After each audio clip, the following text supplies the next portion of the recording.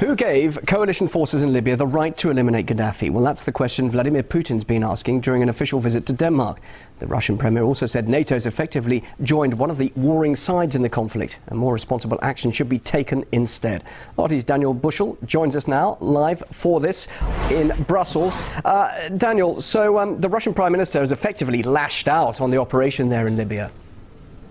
Yes, he's made the speech in Denmark and he was very angry. He says that Gaddafi is not the best person in the world. Sure, he's made many mistakes, done many bad things, but that does not give the coalition the right to bomb indiscriminately. His words were that they are bombing Gaddafi's palaces in Tripoli every night. Now, a coalition said that their plan was not to get rid of Gaddafi. So his question was, Mr. Putin's question was, why are the coalition forces obviously making this effort to go after Colonel Gaddafi himself?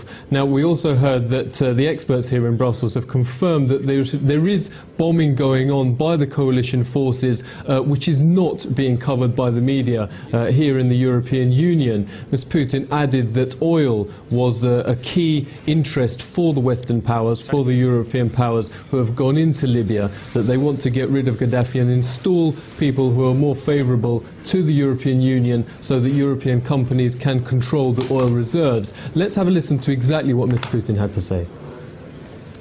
The coalition said destroying Gaddafi was not their goal. Then why bomb his palaces? Now some officials have claimed that eliminating him was in fact their goal. Who gave them that right? Did he have a fair trial? Returning to the no-fly zone, the bombings are destroying the country's entire infrastructure. When the so-called civilized world uses all its military power against a small country destroying what's been created by generations, I don't know if that's good. Mr. Putin said that they have to give the Libyan people time to sort out their own problems, and there's really double standards here, he added. There are several other parts of the region in the Middle East and North Africa which is facing pretty much civil war situations, but which the West is either ignoring or not really paying the same amount of attention to.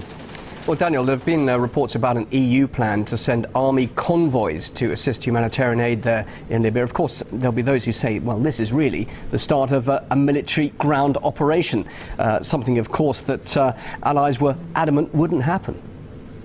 Yeah, absolutely. I heard these rumours for the first time a few weeks ago that the EU plans to send up to 1,000 troops under the guise of so-called humanitarian aid. Russia fears that this will be used to plan an invasion and to carry out an invasion of Libya on the pretext of supporting humanitarian aid to the Libyan people. The draft plan is called U4 Libya. It's supported by the 27 member states of the European Union, prepared by them, and it provides for ground troops, in fact, to be deployed by the Western coalition. In the port city of Misrata, which is currently under siege by forces loyal to Muammar Gaddafi, here in Brussels, Michael Mann, the chief spokesman to the European Union High Representative Catherine Ashton, said that they would only send up to 1,000 troops, and the troops would only be used if they came under attack. Otherwise, they would only defend aid. Now, Russia has said that it will only support another UN resolution if it explicitly says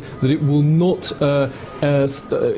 continue the violence, that if it ends the violence and starts negotiations, then that is the only condition under which they would support that. Now, I've been speaking to military analysts here in Brussels, and they confirm that ground troops are already in operation in Libya. This is not being covered by the media in the European Union, but troops are already in operation, and they are pushing forward in Libya with Colonel Gaddafi as the target. Daniel, thanks very much indeed for that. That's Daniel Bushell live there in Brussels.